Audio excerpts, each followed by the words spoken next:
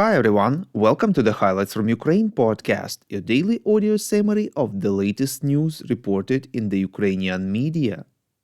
Check out our latest Long Talk episode where we discuss how Ukrainian state functions during the war. To support production of such episodes as well as our daily show, subscribe to our Patreon following the link in the description to this episode. Thank you for your support. My name is Artem and here is the news. For 691 days, Ukraine stands strong against the forces of the Russian invasion. Yesterday, President of Ukraine Volodymyr Zelenskyy took part in the World Economic Forum in Davos, Switzerland. In his speech, Zelenskyy said that Putin's aim is war and not only in Ukraine, he wants to spread it beyond. The President of Ukraine stressed that it is better to support Ukrainian warriors to put an end to Putin and his war strategy now.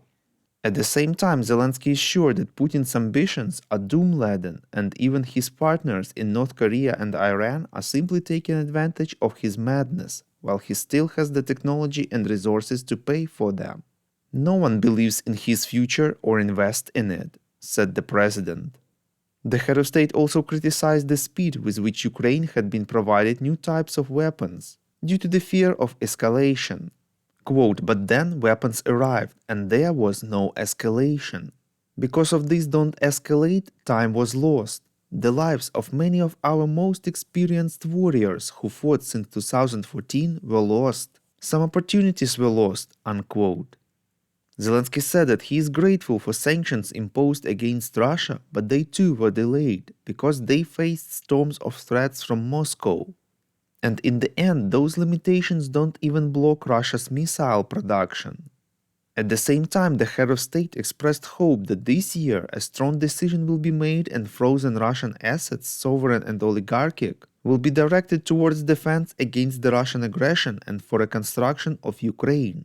Zelenskyy stressed that this year can be decisive and any reduction in support adds years to the war. According to Reuters, French President Emmanuel Macron announced his future visit to Ukraine in February to finalize a bilateral security guarantee agreement, reports Ukrainska Pravda. Among other things, the agreement will envisage that Paris would deliver more sophisticated weaponry to Kyiv, including long-range cruise missiles. At the same time, Macron said that some 40 Scalp long-range missiles and several hundred bombs will be delivered in the coming weeks. He promised that Europeans would in the coming weeks ramp up their production for Ukraine so it could continue to defend itself against Russia, because Moscow could not be allowed to defeat Ukraine, otherwise the security of Europe would be put at risk. We would really appreciate if you could recommend us to your friends and family as well as share information on social media. This way more people would learn about the podcast and truth about Russia's invasion of Ukraine.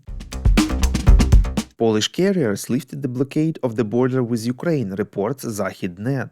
The protesters agreed to lift the blockade until 1st of March. Meanwhile, they will continue negotiations with the Polish government on how to protect their interests against the Ukrainian carriers. The blockade started in November last year. Polish carriers claim that the EU permission for Ukrainian carriers to operate in the Union without quota had a negative effect on their business and demand to resume regulation on this matter. During the blockade, Ukrainian media reported cases when humanitarian assistance and goods for the military were unable to cross the Polish border into the country. A video supposedly showing Bihus.info investigation media project staff members abusing illegal drugs at a New Year party were posted online on 16th of January, reports Suspilne. The video features wiretapped phone calls about purchase of different drugs and video of their alleged consumption. Denis Bihus, who runs the project, released a video message apologizing. He said that regrettably some of the team had violated the project's principles and tough changes would follow, but the project is already looking for new camera operators. MP, head of the Freedom of Speech Parliamentary Committee Yaroslav Yurchyshin, emphasized that a journalist's certificate cannot be the basis for violating the law.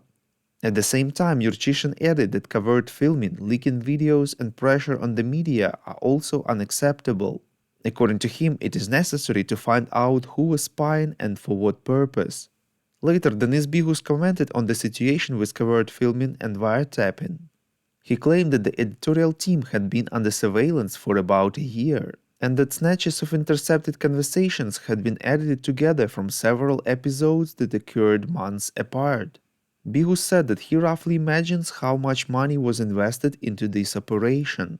Quote, "This doesn't look like a spontaneous act of revenge for a specific investigation. This is systematic, long-term surveillance and harassment to discredit the team's work," unquote.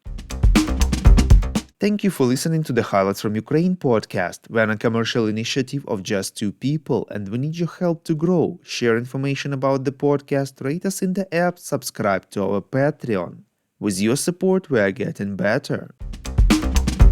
We call on you to demand from governments of your countries to impose the toughest sanctions possible on Russia and its citizens to stop their invasion of Ukraine.